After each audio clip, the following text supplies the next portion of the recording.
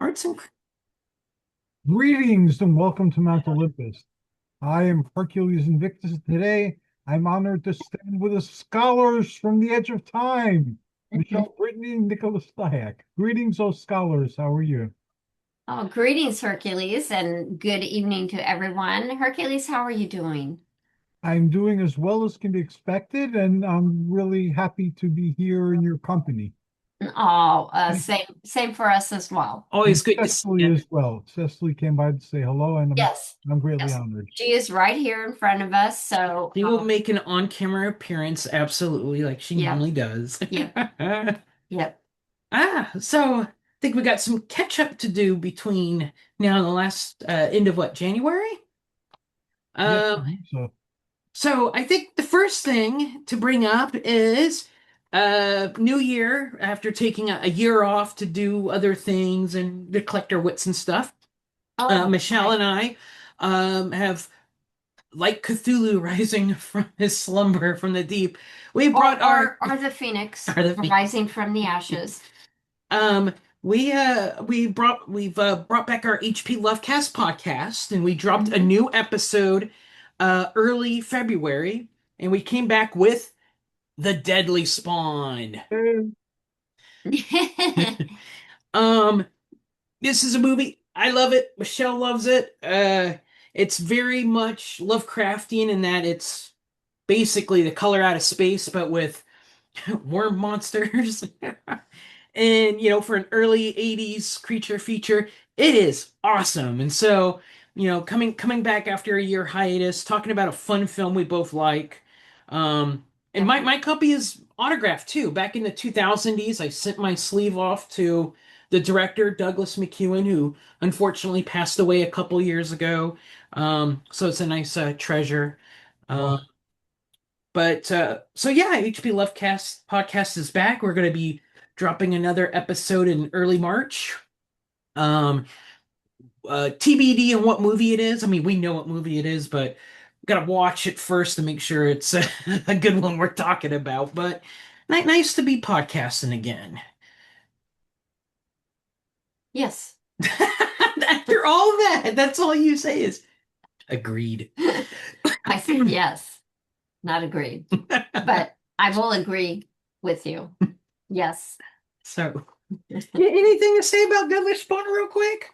Oh, I really enjoyed it. I like the authenticity of the storytelling in it, and I don't know. I just, even though it's from the 80s, there's a real charm to it that I don't know. I just really enjoyed it, and I watched it like two or three times before we discussed it, just because I really enjoyed watching it, and we listened to the commentary. Not the best commentary. No, no, it wasn't the best. But yeah, it was a very enjoyable film, and I'm glad that we picked that one to come back for HP Lovecast. It was really a fun one, and we had a lot of fun talking about it. So I I should say, you didn't watch it, I did, but I did watch Star Slammer, which is a really bad woman in prison film that takes place in space.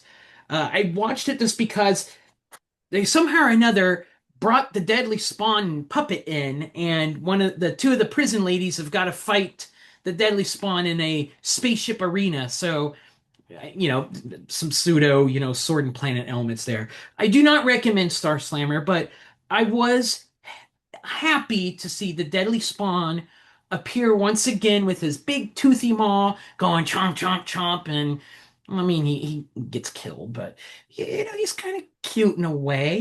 He's just a big, goofy, warm thing. I got nothing. Anyway, the saddest thing about that though, because you did watch it, I he did show me that one scene with the Deadly Spawn, and that is that unfortunately the Deadly Spawn puppet hasn't fared very well over the years, and I think like one of the like auxiliary heads was missing from it, so they in this kind of space arena film, battle. yeah, they showed like one side of Eh, the deadly spawn. They didn't show the entire, monster straightforward. So it wasn't kind of like the same impact. And in the commentary, they talked about the puppet a little bit and the fact that it somebody like stole the head or one of the heads or something. And it was kind of sad, because it really is a really cool movie.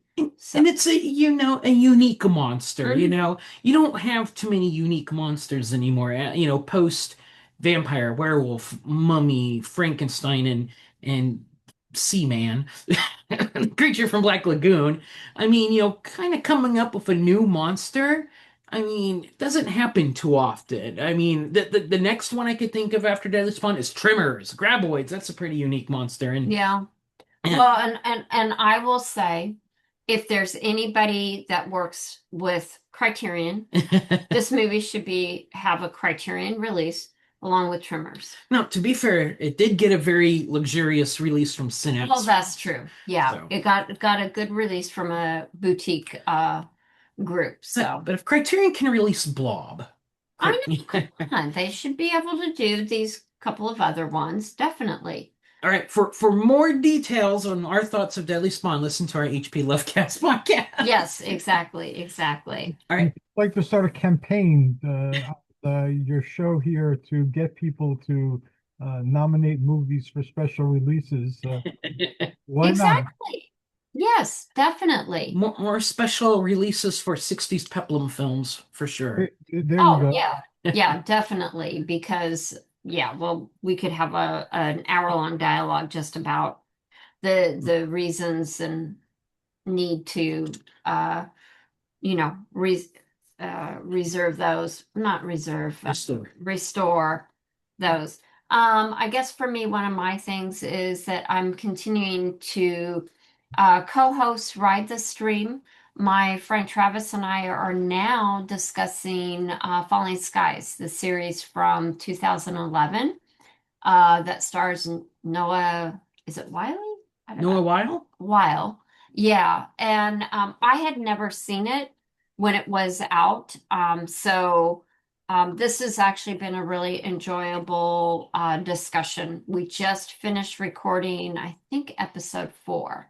And I think 3 will drop tomorrow. Hmm. So yeah, we're enjoying that, and we're having a nice long continuous dialogue about the themes around falling skies. So that's been quite a lot of fun. So that's definitely worth a listen or watch. And then we are talking about discussing, because we do movies occasionally. So we are talking about doing Fellowship of the Rings, the first Lord of the Oh, Rings awesome. film. So, because Travis really likes the movie, we're actually, it's interesting. He has the original theatrical, and I have an extended version. So he's going to watch his version. I'm going to watch mine, and we're also going to talk about the different versions and how they impact the story and the narrative and the characters and stuff. So it should be actually a really good discussion. I think we're going to be doing that later in March. So that'll probably come out in early April sometime. So back Are to you. you include the Rankin Bass and Bakshi versions of the Lord of the Rings? Awesome. Yeah. Yeah. We have those. Yeah. Yep. Got those. And what about you? What else you got on your list? The Peplum Library groweth. So, new additions to the Sword and Sandal Library. A brand new 4K edition of Ben-Hur just came out. Awesome. I couldn't get my hands on the Steelbook. That sold out rather quickly, so I just kind of got the next one. Um, it's pretty much special feature wise the same as the giant box set I have, except they got rid of 2 documentaries and replaced it with short featurettes. But everything else is kind of the same, so you're just getting 4K Ben-Hur. But I didn't realize that this version and the other version has the movie with just music, no dialogue, just silent version of just music, and I need to watch that because Well, that sounds fascinating. Ben-Hur's got some good music. Yeah. Yeah. Yeah. Next is Hercules and the Captive Women ×2. Um, start with this one. Film Detective actually released this version like 3 years ago of Hercules and the Captive Women. It's a nice special edition. It's got like the MST3K version on it, a whole bunch of audio commentaries and stuff. But another company called Film Masters just dropped a version of the film like just this past month. I had it pre-ordered. Um, with no special features. So basically, this movie with no special features. But, I'm a collector, so I had to pick it up. Maybe I'll do a comparison. Maybe one has slightly better image quality than the other. I think this version actually might be out of print now because when I look on Amazon, only third-party people are selling it. This one, since it just came out, it's readily available. But so Hercules and Captive Women. Uh, Next up is Deathstalker times two as well. Is So that the new Death Stalker? yes. So first we've Wow. got finally got the graphic novel.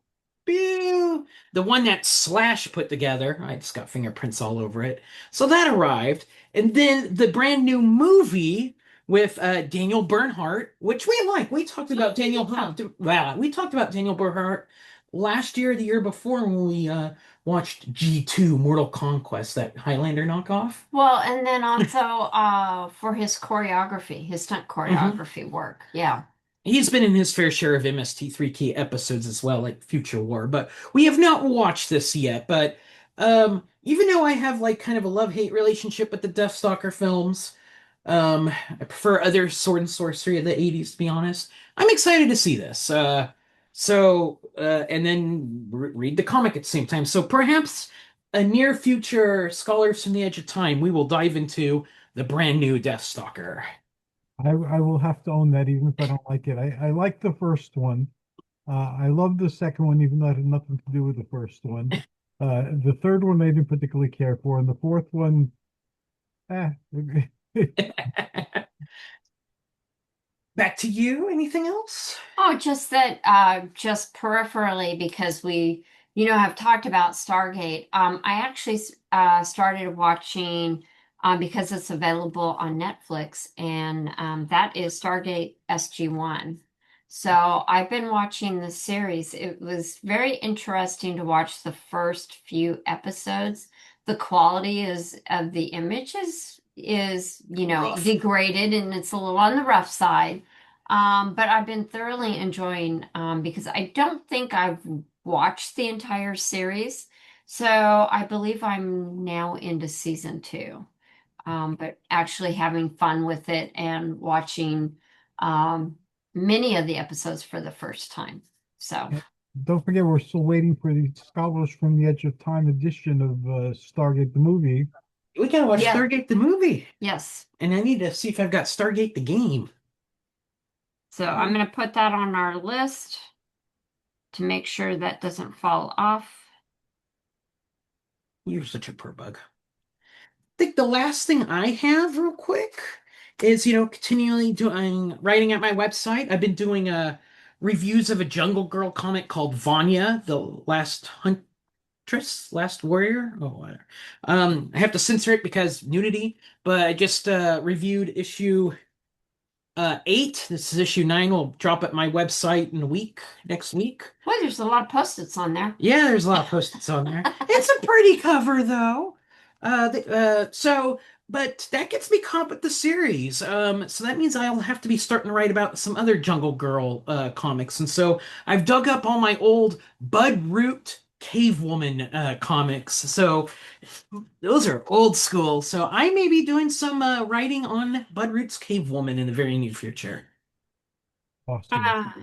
Uh, the only other thing that I would say, and I'm just jotting a note so I don't forget, and that I also give the right title.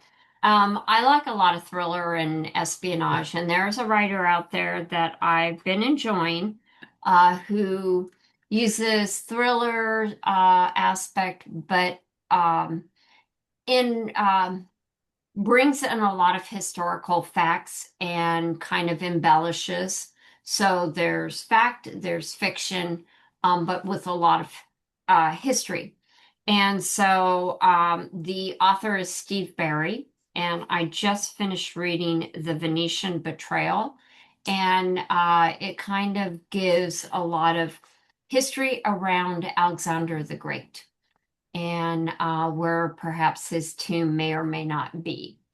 So anyway, he's kind of a fun writer. So for people that do like history and would like to read, an engaging story around thriller and historical fact, as well as embellishing with some fiction, he's got, I don't know, like over 20 novels.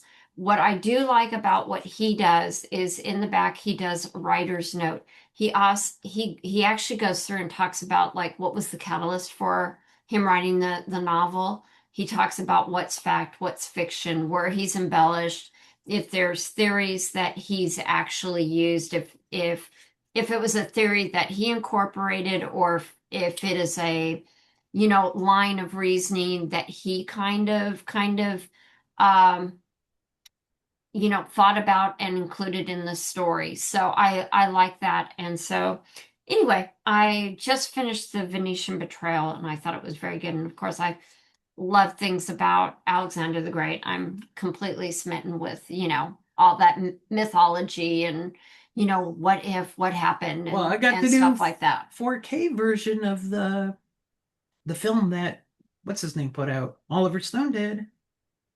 Troy? No, Alexander the Great. Alexander. Oh, The one okay. of Brad Pitt. Oh, Is it Brad okay. Pitt? No, I'm thinking about it. There were several versions of it. Yeah. Yeah, this is like the final director's cut. Oh, okay. He assures us it is the final version. Yeah, I read the Wikipedia page. It's like, here's theatrical cut, the next cut. I didn't like that cut. Here's another one. Oliver Stone, you're worse than Blade Runner. George Lucas. All right, and George Lucas. Yeah. I'll And ask a question. It seems ignorant, but I don't know the answer. What is 4K? I see that things are in 4K. Is that like the next evolution of DVD, Blu-ray, or? 4K resolution.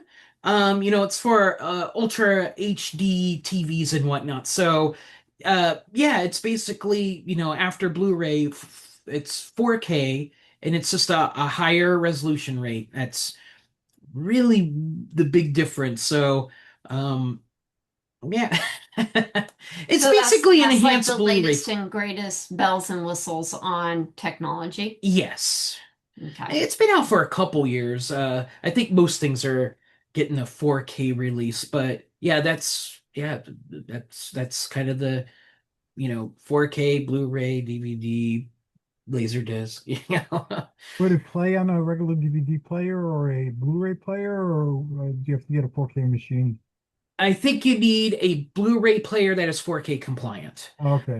I think most Blu-ray players that have been manufactured recently are also 4K players. Because I think 4K is basically, it is still like Blu-ray technology. It's not like, 15 years ago they had Blu-ray and then HD DVD and they were two different Right. things. Mm. Yeah, so Yeah, that yeah, does 4K. yeah, Yeah. their big thing is it says 4K at the top, but it's yeah, just that's the resolution of it. Ultra HD Blu-ray. So yeah, you do Okay. need basically a newer Blu-ray player basically to play it. Thank you. That's Uh, something that I was wondering about. Yeah. you know what? Maybe I'll have to do a comparison in image quality between the new Ben-Hur and my old Ben-Hur. Maybe that will kind of show, pixels per minuscule millimeter, whatever. Well, and I think that, like I was talking about Stargate SG-1 and just how it has degraded the resolution quality. It really shows the age. I mean, it's still good storytelling, but the age of the actual quality of the visuals has suffered a little bit. I was kind of surprised by I that. gotta apologize in advance. I keep petting Cecily, and all her hair is blowing into my face, and so I've just got so much cat hair stuck on my face. Yep. All Hi, right, Sam. with that, I think we're ready to move on to tonight's discussion. What's tonight's Centurion? discussion? Hmm? Hmm? Hmm? Hmm? Tonight's discussion may sound familiar to prior listeners or watchers of Scholars from the Edge of Time, Well, fifth Tuesday. fifth Tuesday edition of it, because it's on Centurion, the Neo Peplum film from 2010. And Michelle did a discussion of Centurion. I talked about something else that episode. I have to go back and figure out what I was talking about. So we were discussing, hey, what do we want to discuss for this month? And I pulled out a whole bunch of stuff. Michelle said Centurion, and then all of a sudden it's like, oh, I've seen this. I've talked about this. Oh But well, we're gonna do it three again. 3 years ago. 3 years ago. So it bears, having a revisit, Yeah, Of course. having Nick's perspective as well. Because when I watched it to discuss on Fifth Tuesday, I was watching it on my little laptop and you heard it. What did you say about it? When you were only hearing the I sound. was in my office and all I hear was like there's so much flesh being sliced. It was, and I'm like, And Mom, sword what are you and watching? Yeah. She's like, it sounds like someone's being, flayed. Yeah, I'm watching Centurion. Oh man. Oh well, it's a Neil Marshall film that explains everything. Yep. So we're gonna both be discussing longer format Centurion. And if the plot synopsis sounds better, it's because one, I'm not doing it, and two, Michelle's already done it. So this, wait. So we're expecting no snark in this one, right? No snark. No snark. No Okay. snark in this one. Side note, Sometimes I do snark, but more times it's him. if I did the plot synopsis for Centurion, to be fair, the quantity of snark I would have had been pretty low. Yeah, because it's a pretty serious film. So, okay. Centurion. So would you like me to go ahead and do the Yes. plot synopsis? Hmm? Okay. So here we go. The Roman Empire was having a difficult time conquering Britain and stalled along the southern border of the Scottish Highlands, where they were encountering strong resistance from the Picts. The Picts engaged in guerrilla warfare tactics, which worked well against the Romans, who disliked the cold, wild lands and were anxious to get back home to Rome. At one of the Roman outposts, the Picts attacked in the night, and only the centurion Quintus Dius, a gladiator-trained soldier who could speak the Pictish language, was kept alive and taken prisoner. He was interrogated and brutally beaten, but he managed to escape. Meanwhile, a Roman governor wants to return to Rome and decides to send the Ninth Legion off to once and for all put an end to the Picts. Led by General Titus Flavius Beryllus, the governor provides him with a Celtic brigantine scout named Etan, a mute. She finds the Centurion and he becomes a part of the Ninth Legion because he has firsthand knowledge about the Pict king, Gorlikon. Spirits are high, but all was not well. Etan leads the Ninth in a wooded valley where the Picts are lying in wait. There the Romans fortify their position, but the Picts release flaming pitchwood boulders. Even with armor, the Romans were weak against fire. The Romans are massacred. A few of the soldiers from the Ninth, including Dius, survive. However, their general has been taken prisoner and delivered to the Pict king. The general is beaten and wounded. Dius and his group make a daring attempt to save the general, but the general tells Dius to leave him and get back to the Roman fort. In the foray, one of Dius's men kills the Pict king's son. The next morning, the general is made to fight Etan, who has her own story. Her parents were killed by the Romans, her mother and herself were raped, and in order to keep Etan from talking, her tongue is cut out. She is therefore full of vengeance and hatred for the Romans. She kills the general. The Pict king sends Etan and a group of the Picts with her to track down and kill Dius and his men in vengeance for killing his son. One by one, they are picked off by the Picts, or wild animals until it is just Diaz and two of his soldiers. They find refuge with a picked outcast. She is accused of witchcraft until the men are better. Diaz takes a liking to the witch, but soon the men are on their way due to the fact that Etan is in the area and on their heels. The three soldiers arrive at the Roman outpost, but it is deserted. Because the Romans have retreated, Diaz and his men take a defensive position in the fort. One of the men is killed, but Diaz and the others survive, having killed Etan and her group. Finally, one of Diaz's last men rush to a fort that is actually still manned along Hadrian's wall, and he is mistaken for Pict and is killed by a Roman archer. Diaz approaches slowly, removing the furs that cover his Roman breeches. The Roman governor welcomes Diaz and asks for a report. After dismissing him to the food tent, the governor confers with his men and decides that Diaz must be silenced, because if the ninth fate is to be learned, it would be a disgrace to the governor and Rome. The governor's daughter is sent to kill Diaz, but he manages to escape. He returns to the outcast witch, and they kiss. End of story. There we go. So, as customary, Nick, what did you think of the movie? It ruled. Michelle, what did you think of the movie? I thought it was very good. A little short on character development, but at a base level, I still enjoyed it. Thought it was very entertaining. I enjoyed it immensely. I have a big fondness for it because there's an entire chapter devoted to the Centurion in my book, The New Peplum. Yeah. Although I didn't write it. That chapter is done by Dr. Kevin Wetmore, and he discusses a whole bunch of the Ninth Legion films that came out at the same time. The Last Legion, The Eagle, and the Centurion. And I'll just go through his thing real quick. So basically, he calls these films like the post-Iraq film. In fact, the title of his essay is called, tell it to you. In the Green Zone with the Ninth Legion, the post-Iraq Roman film. And he basically compares these movies to movies like Hurt Locker.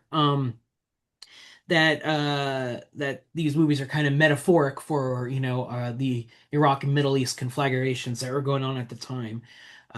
Basically, these are soldiers are being soldiers. They're neither good nor evil really. They just kind of want to get home, and that's kind of the equivalent of American soldiers. While the posh politicians and high brass are off elsewhere enjoying the high life, the soldiers are the ones in the fields.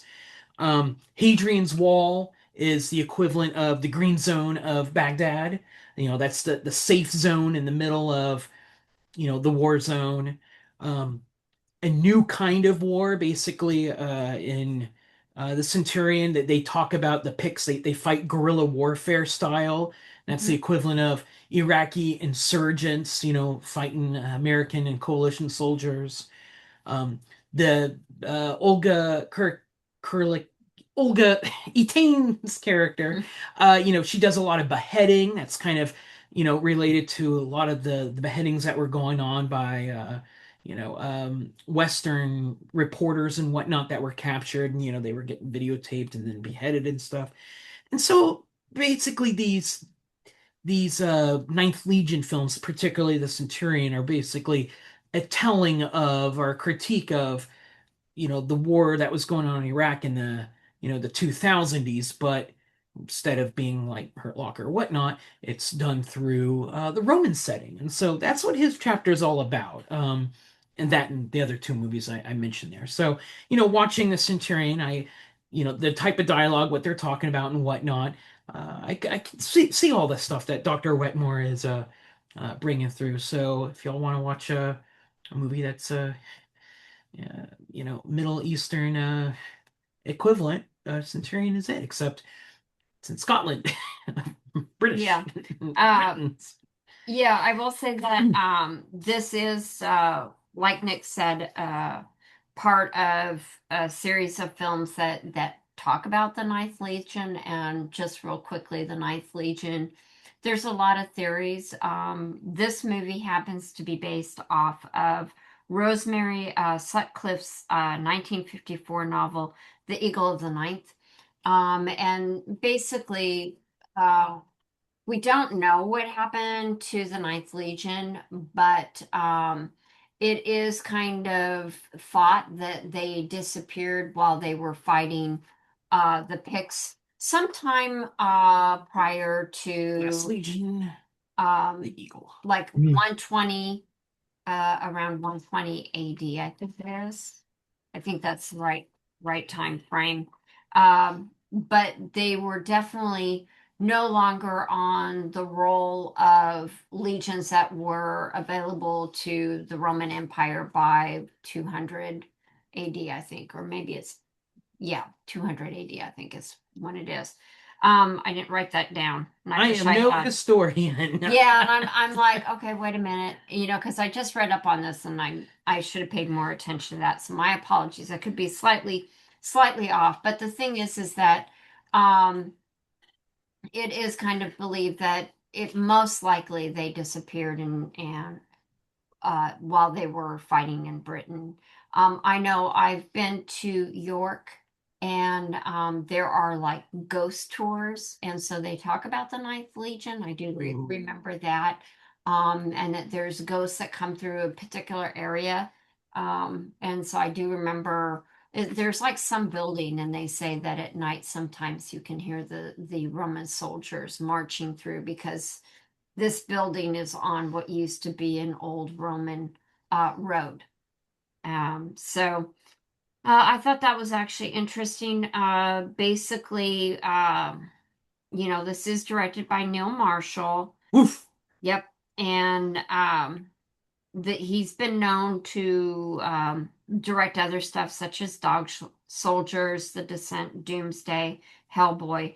Dog Soldiers, Doomsday, and Centurion, they're all shot in the Scotland, and does star Michael Fassbender, which I think was the first time he worked with him. I don't know if he's worked with him since, but also starred Dominic West, Olga Kurylenko, and Bond girl. yeah, she's Bond girl from Quantum of Solace. The other thing is that she has absolutely no dialogue in this film. She does yell. She does yell, but she has an incredible presence. I mean, a lot of it is just visual. She is so intense, and I'm sure we'll talk a bit about characters. And then Liam Cunningham, I think he played Brick, and he is actually a Neil Marshall regular actor, like he was in Dog Soldiers, and I think he was in Doomsday. But I can't. It's been quite a while since we've watched that one. Should interject. There was a period of time that Neil Marshall, I felt was like the go-to historic epic guy for a brief spell there. After Centurion, he was doing Game of Thrones, Black Sails, The Yeah. Reckoning, but he hasn't done any for a while. I mean, I think his big thing is horror, which I think he really excels at, and very bloody movies as well. Um, as far as Doomsday, I remember being really excited to watch Doomsday because we love Dog Soldiers. That's a Yeah. werewolf film and an amazing Yes. werewolf film. Yes. And I remember liking Descent. Not as good as Dog Soldiers, but Descent was still very claustrophobic and very scary. But I remember like, okay, 2 out of 2, Doomsday is going to be awesome. And we watched Doomsday, and I remember not being as happy with it. Very disappointed, but it's been 15 plus years since we watched it. So I think it needs a revisit because if I recall, a lot of what happens in Doomsday happens in Centurion. That one's more of it's like kind of the near future, very escape from New York vibe where Britain is cut in half and the top half is full of Mad Max virus, whatever type folks. And, they send a lady up to infiltrate it and bring something back or something, which is very much, Centurion of, hey, here's the Romans, they're pushing north to conquer this land. Doomsday is this lady's infiltrating this land and doing stuff and barbarians everywhere. So I probably will have a better appreciation for Doomsday. if I rewatched it, but I just remember watching Centurion, like, okay, yeah, that's very Doomsday-ish. Yeah, and I would say he also, and I think you would agree that Neil Marshall is known for writing and featuring very strong lead female characters. So, like Dog Soldiers, the woman that's in the farmhouse is a very strong character. I won't say much more about that because, for people that haven't watched it, definitely recommend watching it. And I don't want to spoil anything. Descent is about a group of women that go cave or Spelunking. spelunking. Doomsday obviously carry has a female lead, and Centurion, even though There's Kirilenko doesn't have dialogue, she's a very strong lead female character. so so this is where I come in with the peplum and masculinity stuff. You say all that, and I agree. The weird thing is this is a man's man movie, man. There's actually only like four women in this entire film. Three of them are bad guys, and one of them is a witch who's a bad guy to everyone else. This movie contains a very strong message of women are not to be trusted because everything that happens to our heroes is done because of a lady is doing it. Um, take from that as you will. I don't mean it to sound misogynistic, but that's the women are very antagonistic in this film, and Olga is the one who carries it, which is a lot different than I'm going to say films of a similar ilk, not necessarily a peplum film, but I'm a big bad guy and I'm chasing down the good guys that are running from me or trying to outsmart me, whatnot. Usually those are very min roles. Hmm. And to have Olga as a teen who also, as I said, she doesn't say anything. She has to carry the movie mute, so it has to be through posture and movement and facial expressions. Although her one facial expression is basically grr. but this is a very not woman. I'm gonna I don't want to say woman forward because that's the opposite. Because your heroes are only as good as your bad guy, and your bad guy in Right. this film rules. She is unstoppable. Basically, she does three things: track, hunt, and kill, and that's all she does. And she's very good at them. They attribute it to, oh, does she have magical powers and stuff? And Fassbinder's like, no, she's just really that good. Um, Yeah. and so I don't mean this like women are portrayed poorly. It's just there are no women in the film, and the few women they have are antagonists. And within those antagonists, one of them is like a super villain that's actually very well executed, which is, I'm going to say, all those categories is a rarity in these types of films, especially peplum films, where women are usually window dressing, or if they are antagonists, they're more politicianese or scheming-ese. That's the character of the governor's daughter. She fits that role. She's the a schemer and type person.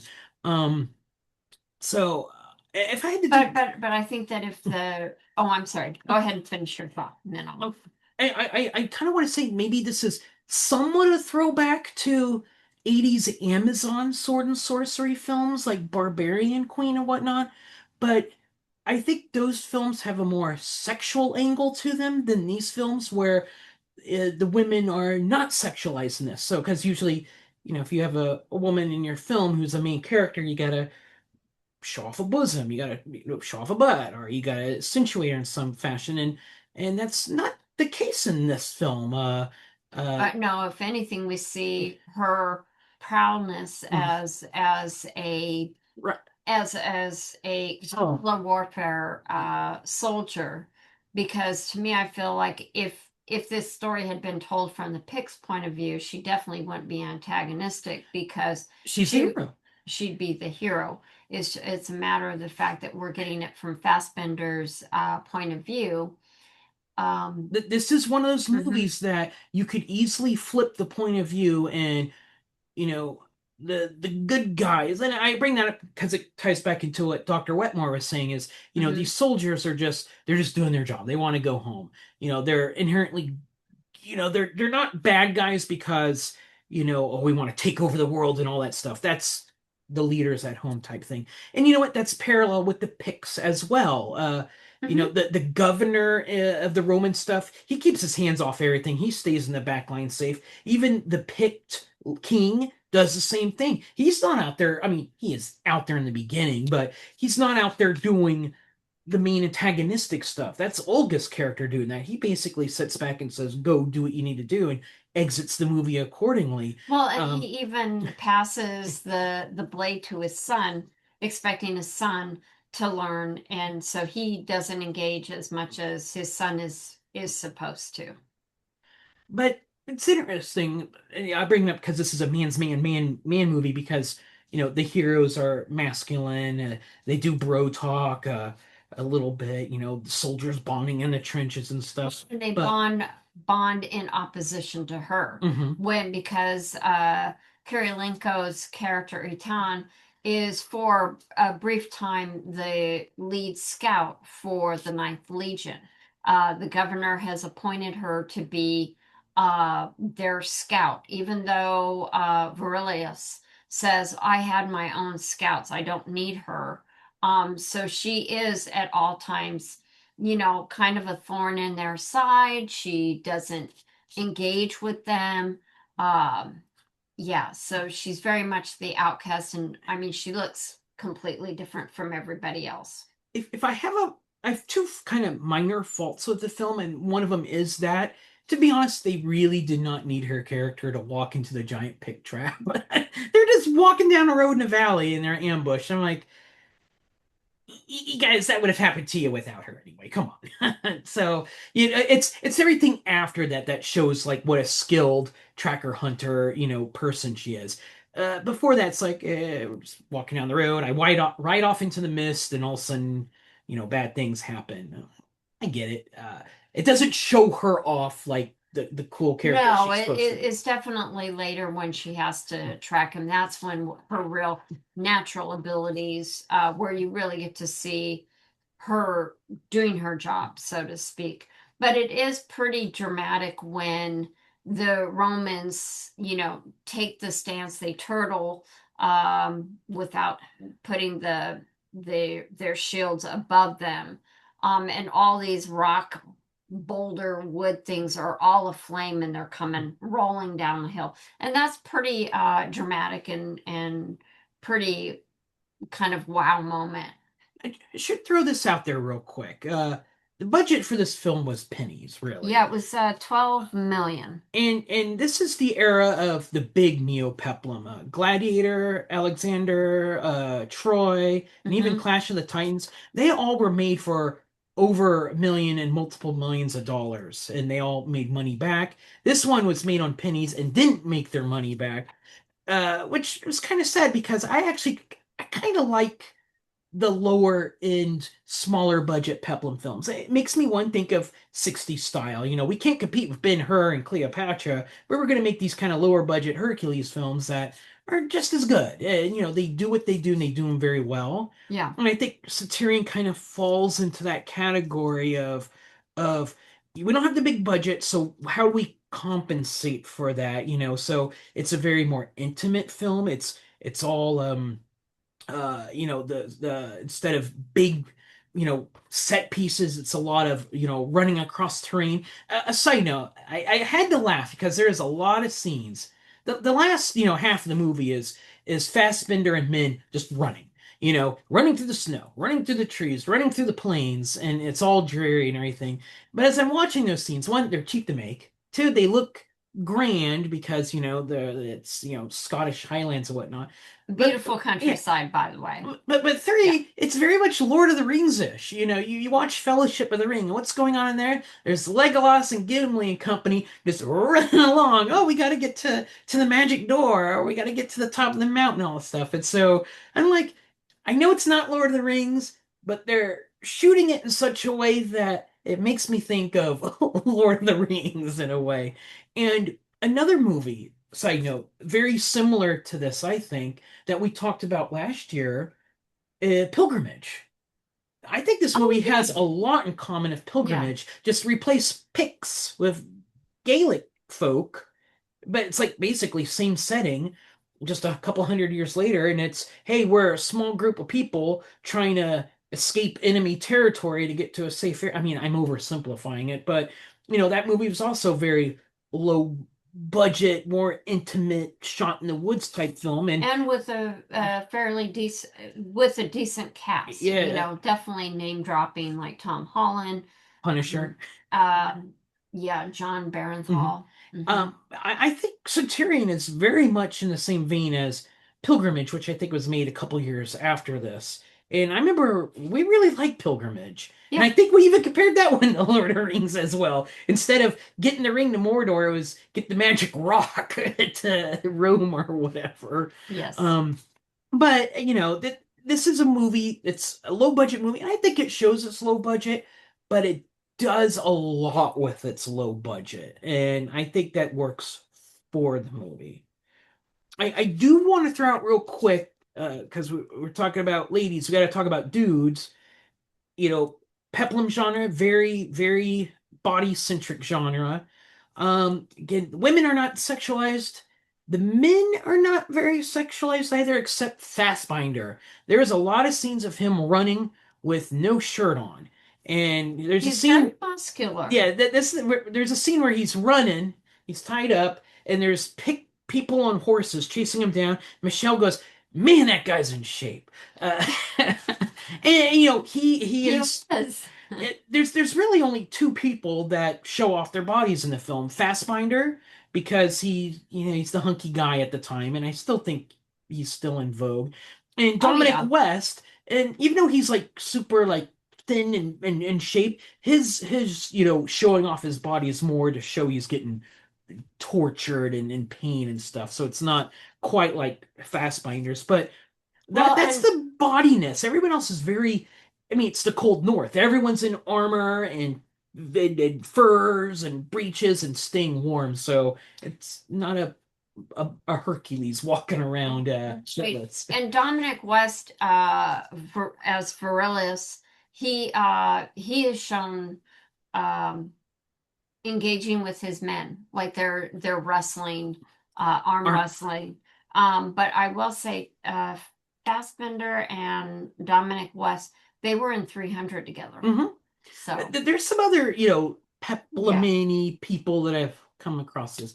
Olga Karakina is technically in a Peplum film that took place underwater that was made by an eccentric Chinese person, I think, who had a lot of money and just shot this like mermaid film, but it's never been released.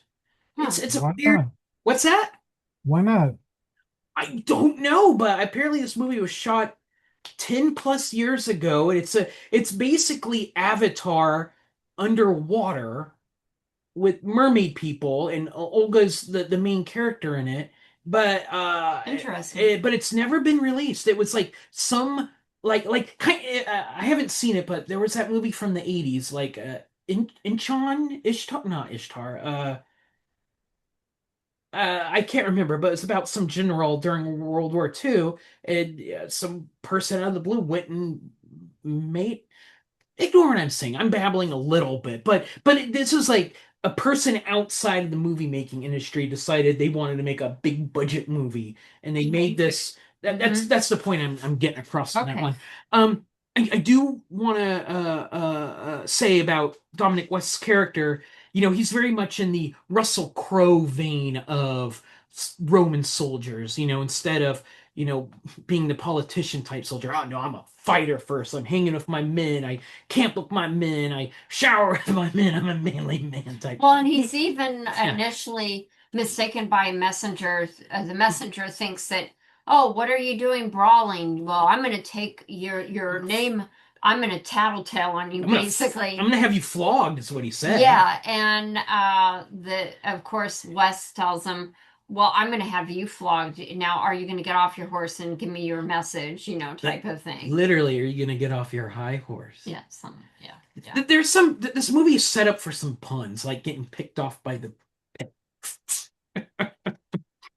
Um, I did want to point out the other kind of flaw in this movie. I do want to bring up that the the Curly Kino making him walk into an ambush one is kind of a silly one. This other one's more of Hollywood cliche. I get why it's in the movie. But Fassbinder, he does get the happy ending. Everyone basically winds up sacrificing their lives for nothing. That's kind of the futility of, war as the message in this film. But Fassbinder has an out. He's able to escape, travel back into enemy territory, and be with the woman that he was with for 2 days. That they both fell in love with each other after just 2 days, basically, and that's kind of, I get it. You gotta have some sort of happy ending. You have to make the quest worth it. And if Fassbinder basically died, you're gonna walk out of the movie saying, "Oh, what the crap was that?" It's almost up there with "Oh my God, the entire movie was all a dream." What was the point of it all? So I get it, and I don't have any qualms against the witch character of Arion or anything, but there is that kind of, oh, it's the Hollywood love story that's kind of shoehorned in. I see what you're I doing. find that so much because of the fact that Fassbender was the one character, Roman character that actually made an effort to try to understand their language and understand them. So I could kind of see it made more believable sense that he might decide to go back that way and integrate because, his father had been a gladiator, had won his freedom. So Fassbender's character is a little different from all the other Romans because of his background. So I didn't have as much of a problem with that as you did. I again, my problem with it is just it's kind of cliche and very Hollywood tropist. I do want to throw out there though that yeah, Fassbinder's character's background is different than the other ones, but it's kind of one of the points in the scene where they're bonding in the cave is every character gets a opportunity to say who they are and their Yeah, backstory, that's which true. which is nice because it gives this I don't want to say globalized feel to everyone or multicultural feel, but it kind of is. I mean, the shadow is these are all people conquered by Rome is ultimately what it is. But you do get that slice of life from everyone. This guy is the cook. This guy was a marathon runner. This guy was always a soldier because he's plucked up from the streets. This guy's the grizzled veteran who longs to return home. And so on and so forth. So, you're kind of locked in with these characters for half the film, and so they do give that opportunity to one, let each character shine a little bit, I and wish they to had done more of that yeah, though. I would agree. They probably need a little bit more to build that would solidify their camaraderie because Yes. the kind of weird thing about this film, and very similar to when we talked about that Cleopatra film that was done by William Castle, where Hmm. the second in command guy comes out of nowhere basically, and everyone kind of trusts him in a way. Hmm. Michael Fassbender's character basically comes out of nowhere, and Dominic West is basically, "You're my second in command now. You don't know any of the soldiers." But they all kind of click real quick or forced to click because they all need each other to survive or something like that. So yeah, a little bit of extra characterization would help, but I'm glad it's there. And it does show I'm going to say multiculturalness against, I'm going to say the Picts, which are more monoculture, I guess. I'm pretty sure there's something geopolitical there that is way outside my Well, academia. is a little bit of a different character. She was adopted in, and they, taught her their ways, but she's not originally a Pict. But I guess my thing with the geopolitical and the idea of the Romans is that they're all kind of got a same code. Hmm. And so I do feel like, well, yes, while it seems like Fassbender's character is kind of like brought into the fold, I think it also shows that, oh, you're a Roman, you know the code. You're immediately drawn in, you're a brother to the rest of the Romans. And I think it shows how fluid sometimes their leadership might be and how flexible that they were to be able to have the kind of empire that they had for as long as they did. So, I mean, I think that could have been explored more, but I think as a person that enjoys history, I can kind of infer some of that aspect to it, but it would have been nice to have a bit more of that on the screen. Yes, but I also think as a lower budget, action first, bloody neo-peplum film, I see where the focus is. So I get Hmm. why that's not there. But those are all pepperings that would. I mean, you know what? I guess here's a better way to put it. What they did in Dog Soldiers, which again, if you haven't seen, you should watch, that gave all the soldiers characterization in it, needed to be brought into this. And I think he was going for it. He just didn't go 100% of the way. Because one of the reasons Dog Soldiers really succeeds is, this is a well-formed unit with one outsider coming in that's, new to the fold and stuff like that, and how they kind of operate as a team.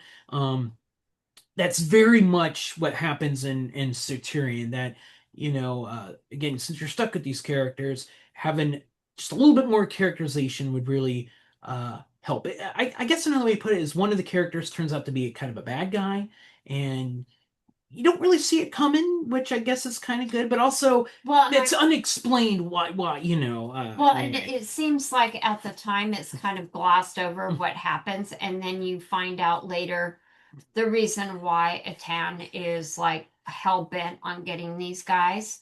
And then it kind of makes sense, but it's sort of lost in everything else. So I think having a little bit more focus with regards to the motivation would be helpful. And I do think also having a little bit more with character development across the seven would be helpful.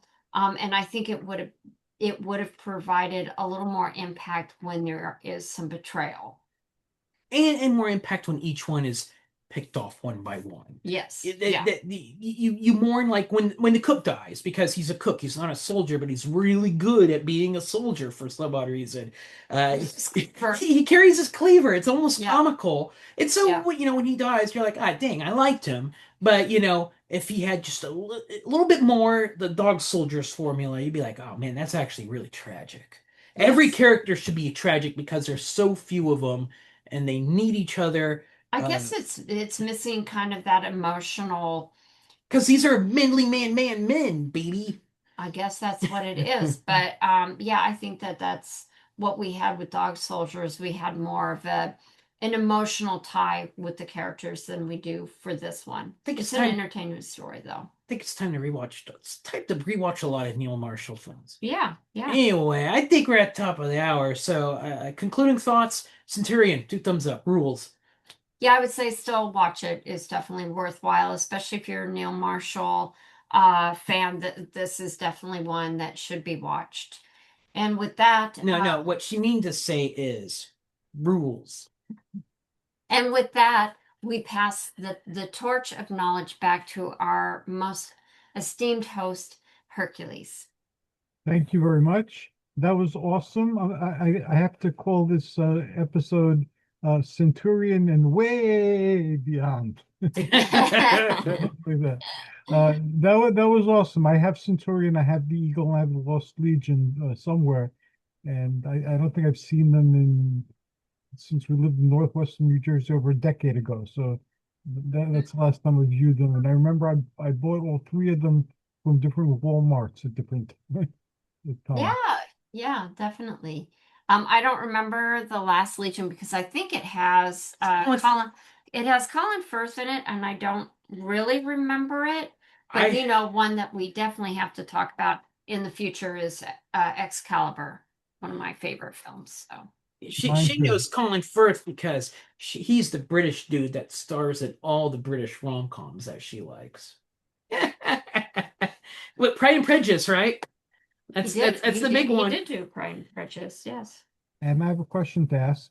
The Stargate and the other stuff, the Egyptology stuff is moving, but it's moving slowly. But I'm also introducing another element in that'll probably manifest later this year. Do you guys do paranormal investigation type of stuff? I've Should been, watch it. yeah, like I've really enjoyed the Supernatural series. Like I have watched all, what, 16 seasons. And then we've watched Ancient Aliens and stuff like that. I like the paranormal stuff too. I I Great. was more big into it when I was younger. Now it's more of a I appreciate it. It's more of a pop culture thing. So like my essay on the Twilight Zone knockoff of Encounter of the Unknown, and we're planning a trip to go north to see the fire in the Sky Town, stuff like that. So Awesome. so we have like interest, but as far as like, are we running around with camcorders chasing ghosts? I think we should. I- We should. Yes. There's a lot of ghost towns in Phoenix, and we've been to some graveyards. So Yes. Yes. Well, if you decide to, let me know. I started, it's really an informal type of thing called Torch Bearers. And this came back when I realized that I'd attained one of my live streams without really working toward it. Um, I started publishing paranormal stories of things I experienced or things I learned with Tim Beckley. And it started appearing in anthologies thanks to mostly you guys who suggested I do anthologies.